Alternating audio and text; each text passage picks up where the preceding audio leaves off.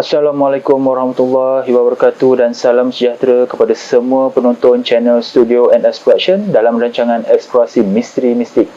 Saya Nazri Saleh, hos anda. Hari ini saya bawakan anda kepada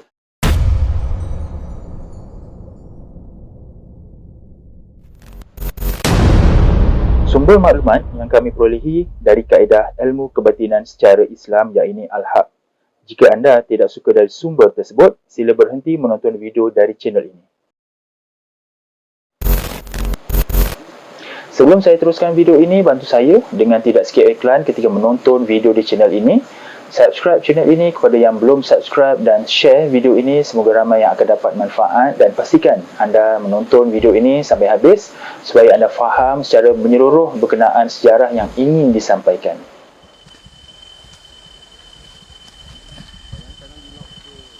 Ketika saya membuat liputan berkaitan dengan Perang Jementah pada episod yang lepas, saya diberitahu bahawa ada lokasi makam seorang kerabat Johor yang ramai orang tidak tahu.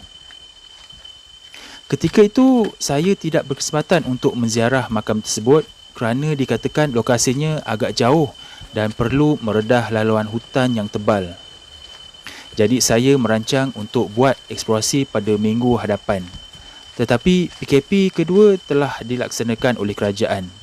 Sebulan lebih juga rasanya tertangguh perancangan tersebut.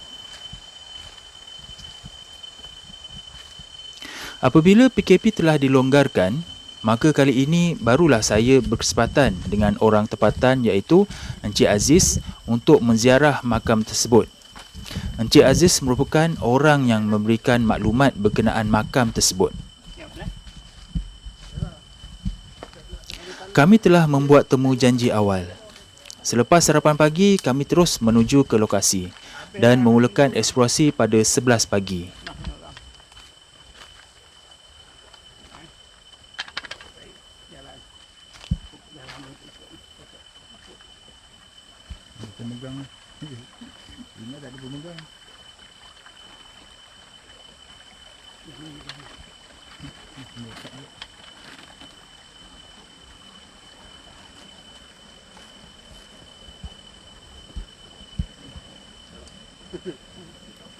Saya ditemani oleh sahabat saya, saudara Yusri, kerana Puan Ita tidak dapat mengikuti eksplorasi ini atas sebab-sebab tertentu.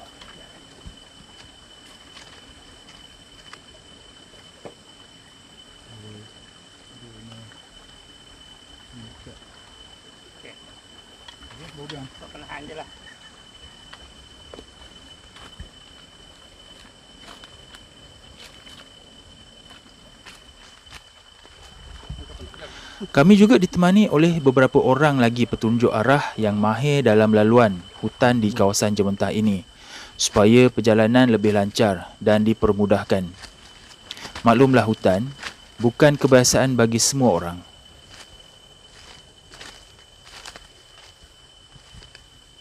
Yang kanan dulu kan. Omongan nak ni nanti kita boleh dah. Ini bawa tadi.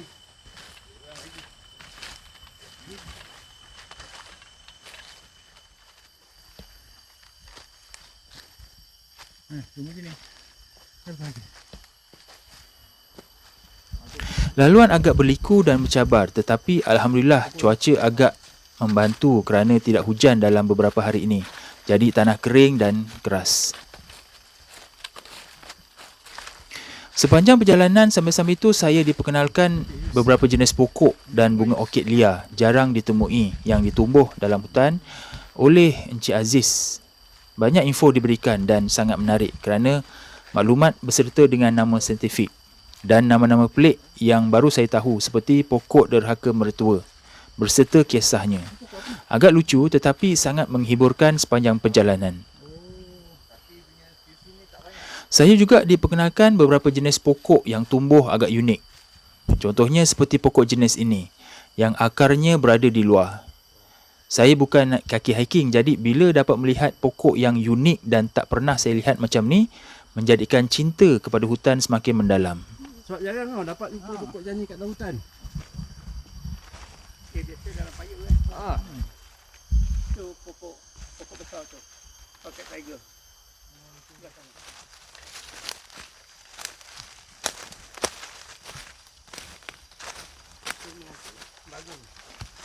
Oh. Ya apa? Bagus, bagus. Bagus lah.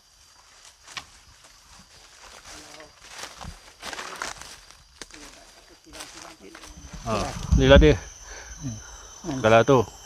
Dia putih belakangnya. Oh, Ke dawai. ni dah ya. Ni untuk guna ubat kuat. Untuk tu lah. Tapi nak kena cara je lah kan. Takkan dah auto makan je. Buat apa tu bang?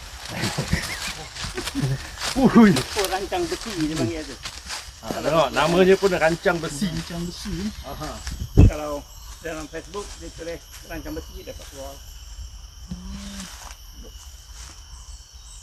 Baik, ambil kau. Baik nanti ya. Sampai balik tak sempat. Yang tadi tu yang jangan lupa tu. Itu yang pokok atas kan. Itulah kenapa tak terfikir nak buat parang sendiri. Lain kali buat tak parang lah kita. Tapi tak boleh pula nanti sekarang kalau polis check. Oh kan. Bagi alasan nak komunis. Komunis tak ada.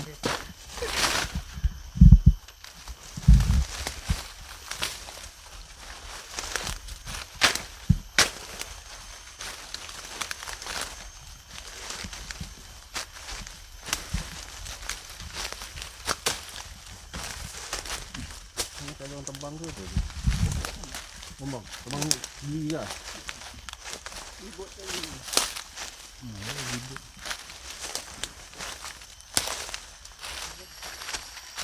Ya? Oh. Macam mana? Pengalaman? Masuk. Dah lama tak berjalan. Pergi pula tempat tinggi-tinggi macam ni kan. Oh, segar oh. Penat tapi segar. Oh. Dia tak tinggi, cuma data naik sikit. Betul lah. Nasib tak macam ke. Tapi kasut tak sesuai hari ni lah, tak tahu. Kasut hari ni tak sesuai. Betul Tak cengkam, dilicin. Bagus. Untuk batu bagus. Oh, batu bagus lah. Kalau tanah tak. Aku tengok siang. Ni tak susah untuk batu lah. Senang dia. Sebab dia ni safety. Dia macam badminton master tu kan. Petang tu pun bagus. Oh, Sini, lain kali. Tentu kasut kerja, kasut Betul togel tu. lah. Betul kan. Ni tahan. Air apa semua kat sini. Ni sis kata. Ulang lagi. Kalau nak Seperti yang disebut di atas. kalau nak Ni bawah ni ada. Oh, bawah dia.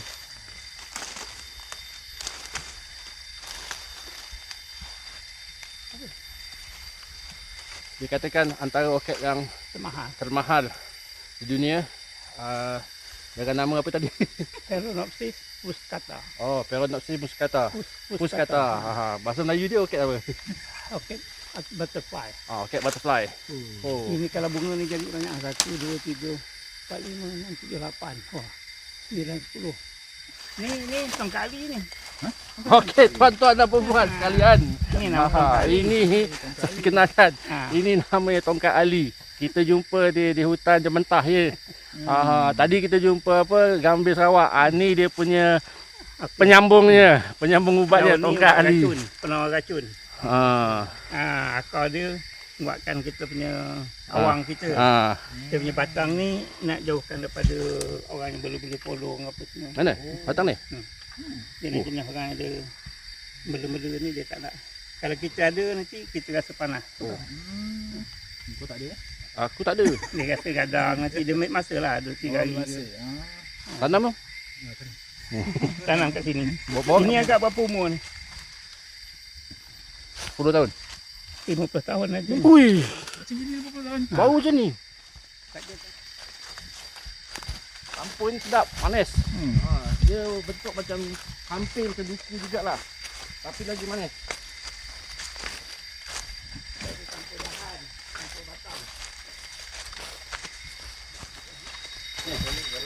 Oh, kenapa? Tapi ni payu ni. Buatan air tu. Oh. Ada lalu. Sungai asid. Tanam. Takut pula tanam yang ni. Aku cuma ambil apa kabat letak kat air dia nanti berasap. Oh. Apa yang letak kabat tu? Itu untuk latihan.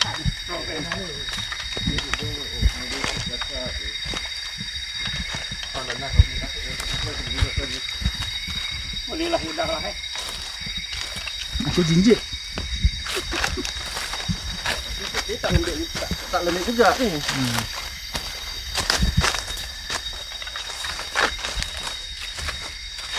Kalau aku rasa tinggal kawasan ni mau boleh kata tak minggu ke masuk ni. Dalam beberapa lama kemudian, kami sampai di kawasan di mana dikatakan kawasan ini adalah kawasan yang pernah menjadi markas tentera komunis yang terdapat mahkamah, pusat perubatan dan tempat memasak. Kalau dulu ni 08 sikit ni kan. Ni tapak mahkamah zaman komunis. Oh ni. Dia akan ambil orang cara kat sini. Hukum bunuh atas ni. Itu bukan Pinang je. Tu Pinang Kedu Hutan. Pinang hutan. Ha. Ni yang buah merah tak boleh makan sebab tu. Belah atas ni panggil ada satu kedai kopi Tuakang. Ada kedai kopi ni dulu. Ada. Dulu lah. Zaman dia. Ada bekas dia? Ada bekas dia? Tak ada. Lepas tu kita panggil ni kedai kopi Tuakang. Jadi Tuakang ni kepala komunis yang jaga kawasan tangkap. Tapi dia ni kawasan tangkap dia ambil lah jaga. Jadi dia bicara kat sini, salah tak salah hukum bunuh pun kat sini. Nanti kita pergi atas. Dan kebanyakannya mungkin Mahkamah tersebut sentiasa menjatuhkan hukuman kepada orang tempatan, terutamanya orang Melayu yang menentang komunis dan yang tidak beri kerjasama. Maka di kawasan inilah pengadilan tanpa adil dibuat dan hukuman bunuh terus dijatuhkan berdekatan dengan kawasan sekitar. Dikatakan juga kawasan hutan ini dulunya merupakan tempat gudang simpanan senjata bagi komunis dan semua senjata tersebut disimpan secara rahsia dalam 20 tempat yang tidak diketahui. Ada yang sudah ditemui dan masih ada yang tersimpan secara rahsia dan tersembunyi. Perjalanan agak memenatkan, namun disebabkan saya dah sedia dari segi mental dan fizikal, alhamdulillah. Dapat juga saya teruskan walaupun pacat agak banyak dalam hutan yang sempat beberapa ekor hisap darah saya pada bahagian kaki.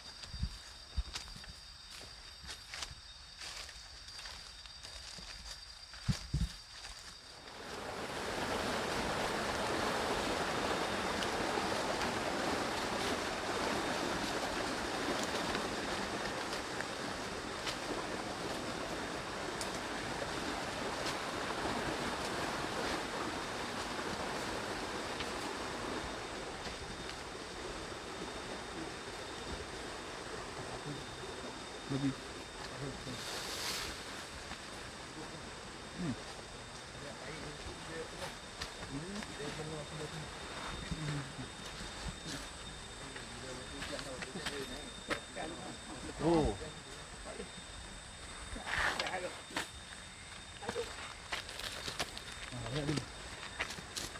Lama tak.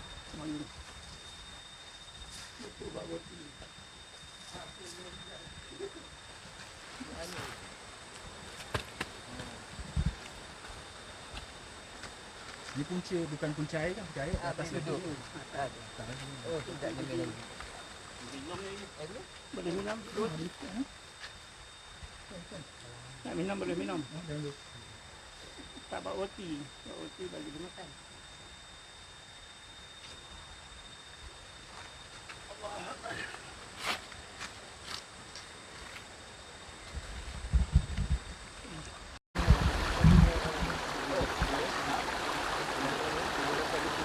Kalau kita cabut boleh kesini lagi tak? Tak eh. Oh dia nak dalam keadaan hidup lah. Jadi dia Ni, kenalkan apa nama tu? Jual loket. atau dia panggil Cat Diamond. Kalau okey diamond, kalau kita suluh dia akan bersinar dia. Cahaya. Bercahaya. Tapi dalam keadaan macam ni lah, kalau kita petik dah tak boleh dah. Ulat-ulat dia.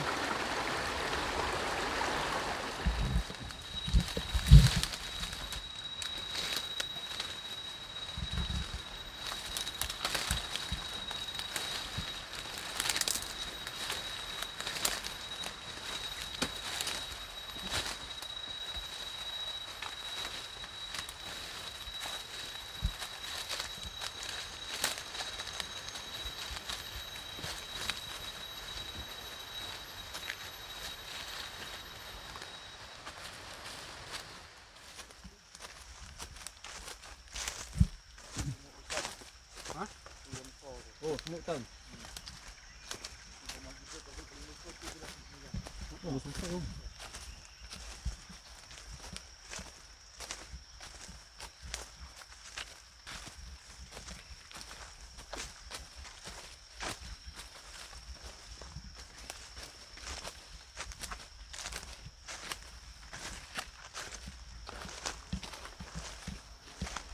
Sahabat saya Yus pun agak mengah dan tercungap-cungap untuk meneruskan trekking yang mencabar ni.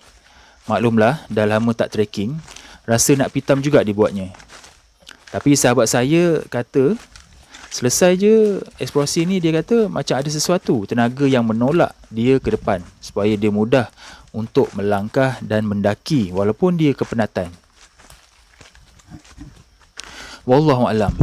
Saya pun tak tahu apakah ia, tetapi bila kita berniat baik ketika masuk ke dalam hutan, insya-Allah segala makhluk Allah dalam hutan sama ada yang nyata atau tidak akan membantu dalam apa jua keadaan. Itulah rahsia Allah.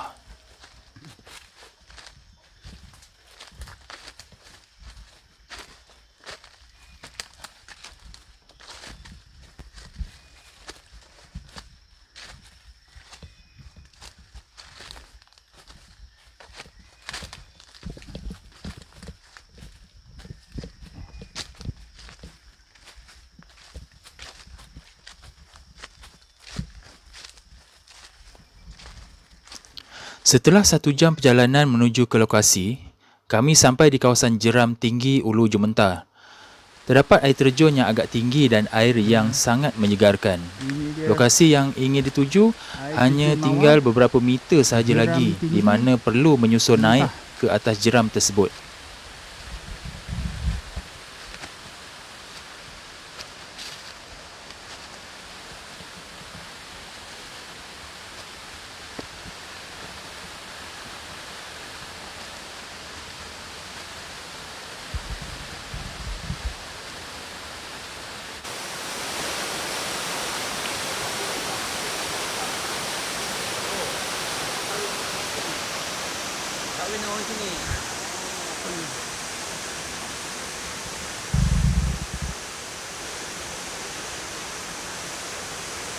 Tu waris dia lah banyak gunung. Gunung Ledang.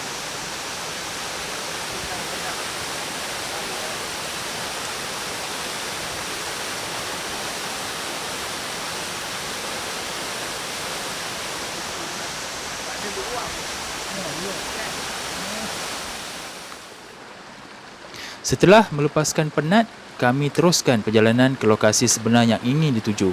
Kami perlu melalui laluan susur tepi jeram tersebut yang berbukit. Tidak berapa lama kemudian, kami tiba di sebuah batu yang agak besar di mana atasnya rata. Rupa-rupanya inilah lokasi sebenar yang kami tuju. Saya diberitahu bahawa inilah makam tersebut. Alhamdulillah. Syukur akhirnya sampai juga saya ke lokasi ini. Mungkin ramai yang tertanya-tanya, adakah batu ini makamnya? Untuk pengetahuan semua, seperti yang diberitahu kepada saya oleh Encik Aziz bahawa di sinilah makam di mana jasad Daing Muhammad Ibni Daing Ibrahim diletakkan di atas batu ini, termasuk 3 orang panglimanya diletakkan di sebelah batu ini yang turut terkorban ketika Perang Jementah pada 1879. Jasad mereka tidak disemadikan kerana ketika itu keadaan agak kucak-kacir dan genting. Ada kemungkinan juga jasadnya ditinggalkan sementara askar yang lain mendapatkan bantuan. Apabila mereka kembali, jasad mereka dikatakan hilang dan tidak diketahui keberadaannya sehingga kini. Maka batu inilah menjadi makam bagi jasad mereka yang tidak dikebumikan. Dia Muhammad ini dengan bin Daing Ibrahim. Kira dia perang-perang tu Perang Jementah. meninggal, batu diletak atas ni je. Dia naik pagi perang. Jadi dengan orang Jementah, perang Jementah orang tu, perang Kesang kan. Lepas tu ni dia kena bunuh. Jadi, dia 3 orang panglima pun sama lah. Dibariskan atas ni. Yang seorang tu tak buat tali lah. Dia yang boleh tahu. Lepas tu jenazahnya tak tahulah ke mana lepas tu. Kita tak boleh ambil lah. Tak ada sembunyikan. Kemeningkan. Dari sini nak sana, macam sekarang situ kan, dia dulu jalan belah sana, rumah burung tu belah sana lagi, kampung. Jalan besar sikit lah. Pun jalan tanah kampung. Kampung kan. Kalau zaman ni lagi pula, itu dah berubah lagi kan. Dia ni tahun 18 bukan 1870 kan. 1879 ni. Ha? Dia buang. 1879 ni. Dia buang. Jadi masa tu belum ada apa yang pembangunan. Jalan nak kerja mentah. Kalau orang ni ikut sini, untuk ikut sini. Jalan dia ni. Dua tu ke yang buat tuan seja tu. Dia ikut sini.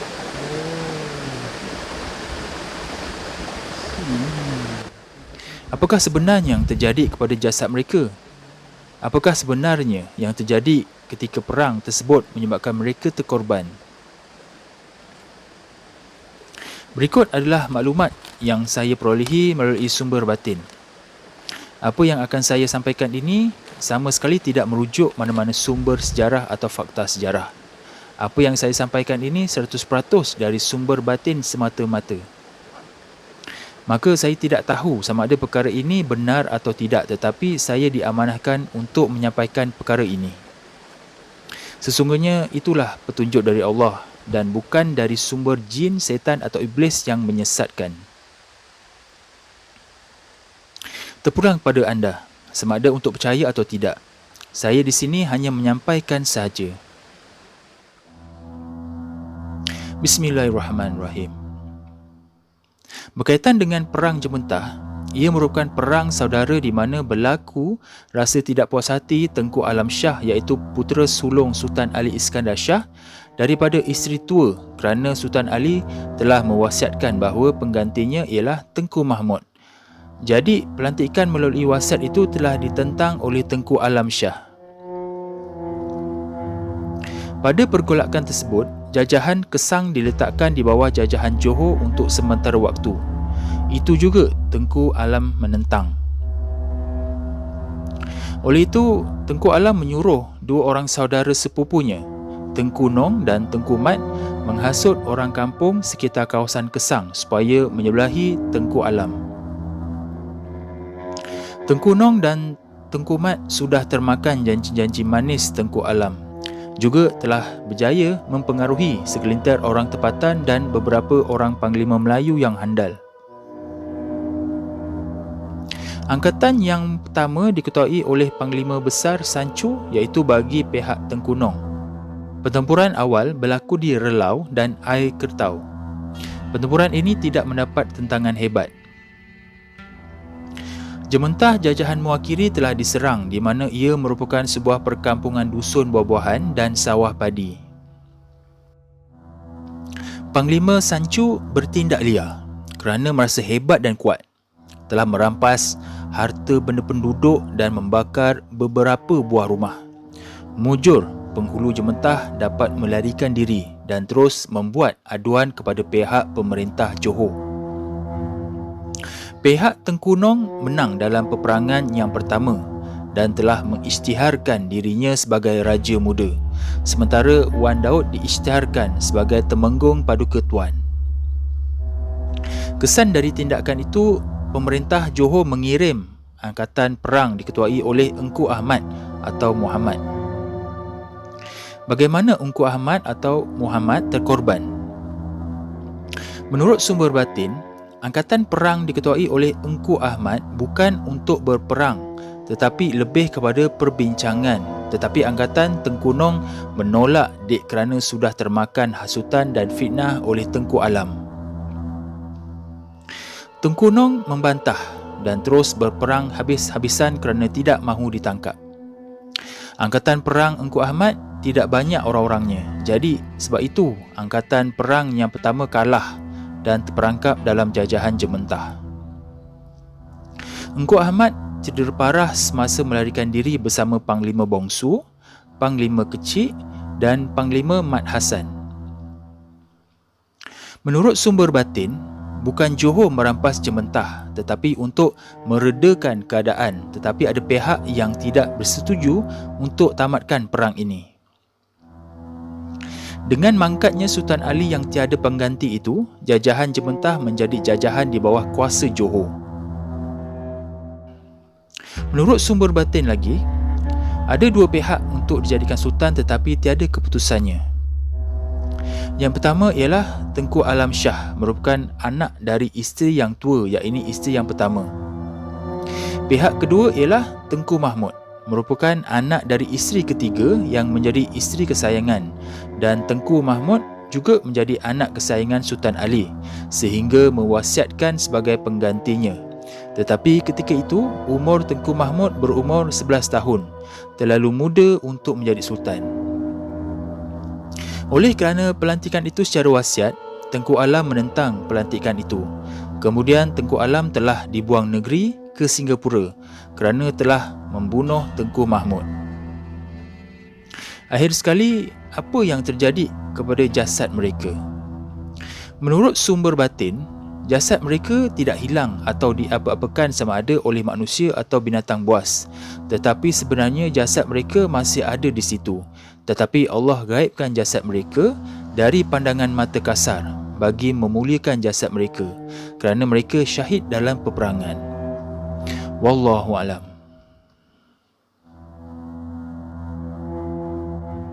Jadi itu saja video untuk kali ini, diharap dapat memberikan sedikit pendedahan kepada generasi kini dan akan datang, juga memberikan sedikit maklumat kepada pengkaji dan peminat sejarah supaya dapat merungkaikan lagi sejarah ini.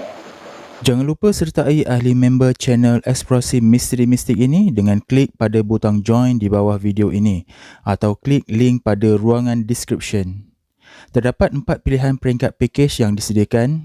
Untuk penerangan lanjut, sila klik join sekarang dan anda akan dibawa kepada video penerangan berkenaan package-package tersebut. Jadi sampai di sini saja video untuk kali ini dan jumpa kita di episod akan datang yang lebih menarik insya-Allah. Assalamualaikum.